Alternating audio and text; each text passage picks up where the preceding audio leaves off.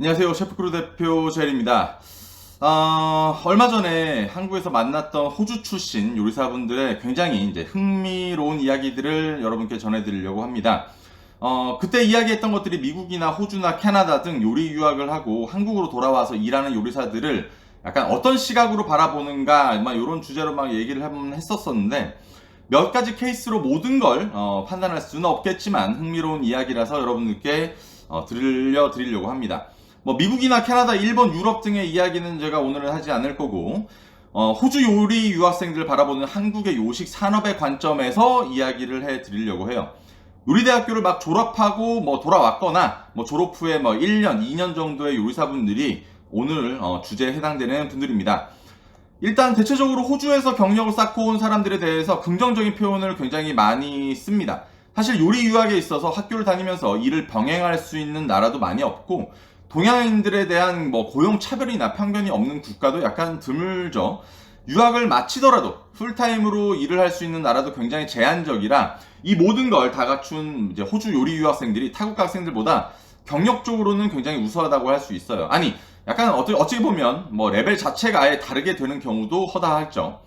간단하게 말해서 뭐 예를 들어서 미국에 뭐 비싼 그런 요리대학교를 졸업한 학생 A가 있고, 시드니 뭐 QCA를 졸업한 학생 B가 있다고 해봅시다.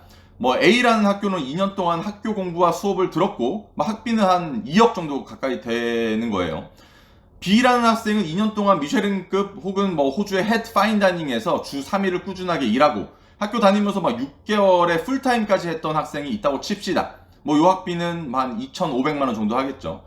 졸업하고 누가 더 취업에 유리하고 잘하게 될까요? 여러분이 해두면 누구를 뽑으실 건가요? A하고 B 중에서.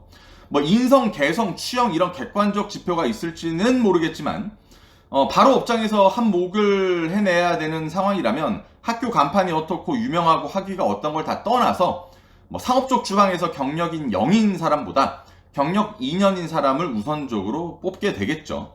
요리 석사를 나왔다고 해서 뭐 박사를 공부했다고 해도 주방 경력이 없으면 그냥 주방 막내보다 사실상은 실력이 떨어질 수밖에 없는 거죠. 그래서 평균을 기준으로 했을 때 호주 요리 유학생을 경력이던 실전 면에서 뛰어넘을 나라는 별로 없다고 자부합니다. 자, 그런데 이런 부분 때문에 오히려 호주에서 온 분들을 안 좋게 보게 되고 한국 요리사들과 훨씬 많은 갈등이 좀 생기게 되더라고요. 어떤 것들이 있는지 알려드리도록 하겠습니다. 첫 번째는 이제 임금입니다. 이제는 아시겠지만 호주는 경력 한 5년, 8년 정도까지의 주니어 셰프들의 연봉이 세계에서 가장 높다고 볼 수 있어요.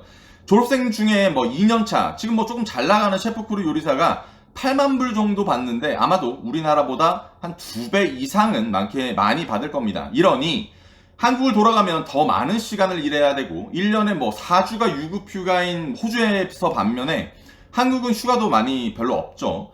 주 5일 근무 안 시키고 6일 초과 업무하는 경우도 많고 4대 보험 안 들어주고 뭐 월급 조금 올려주면서 고용보험 안 들어주고 캐시로 주는 것도 많다고 저는 들었어요. 이런 한국의 상황이 왠지 불합리한 것 같고 하다 보면 내가 대우를 못 받는 것 같으니까 임금을 턱없이 높게 부르게 됩니다. 물론 높은 임금을 받고 잘한다면야 상관없겠지만 뭐 호주에서 경력 2년, 3년 차가 아무리 네임드 레스토랑에 일을 했다고 한들 뭐 그렇게 대단하겠습니까? 거기다가 그런 경력 없는 친구들을 수셰프나 헤드셰프로 고용하는 투자자들도 있었는데 뭐 사람 관리나 자기 승질 관리를 제대로 했겠습니까? 그러니 결국 실력은 빨리 바닥을 보이고 뭐 소리만 꽥꽥 지를 줄 아니까 주변에 적도 많이 생기고 돈은 높게 받아가는 경력 조금 있는 그런 사람으로 낙인 찍히는 게 호주 출신들이 굉장히 많았다고 해요. 호주에서의 기회나 대우를 한국에 맞게 적용시키지 못했던 것들이라고 생각을 합니다. 두 번째는 이제 경력입니다. 앞서 설명을 조금 했지만 호주는 일만 얼추 잘한다면 진급이 굉장히 빠르고 막내에 대한 개념이 크게 없어서 다양한 섹션에서 많은 거를 겪어볼 수 있어요.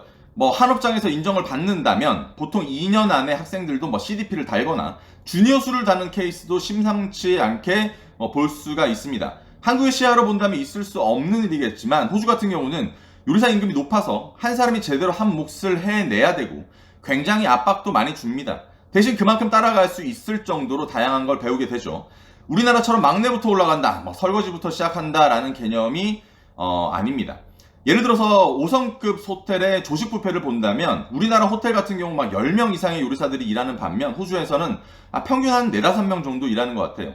한 사람이 해야 되는 몫이나 책임이 높다는 건 그걸 따라갈 수만 있다면 그만큼의 보상이 주어지게 되겠죠.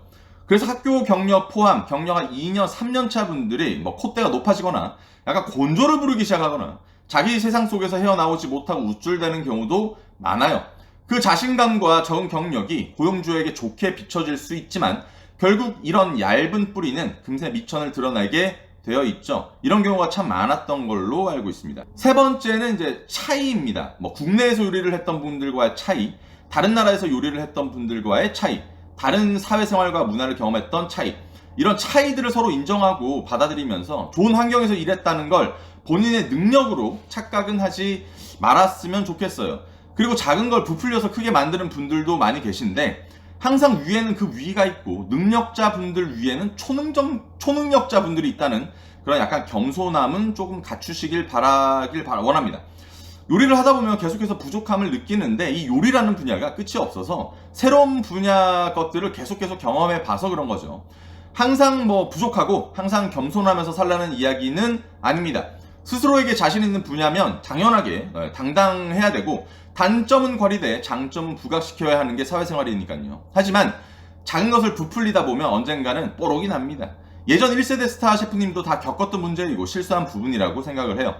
뭐 천천히 한 10년 동안은 자신만의 영역을 갖추시고 이거 하나는 잘한다 라고 생각하실 만큼 발전을 거듭하시길 바랍니다. 사람 인맥은 여러분들 정말 중요해요. 가만히 있어도 적이 생기는 시대에 굳이 사서 미움을 살 필요는 없다고 생각을 합니다. 언제나 여러분들 건강 챙기고 열정 관리, 체력 관리 하시는 하루가 되시길 바랍니다. 화이팅!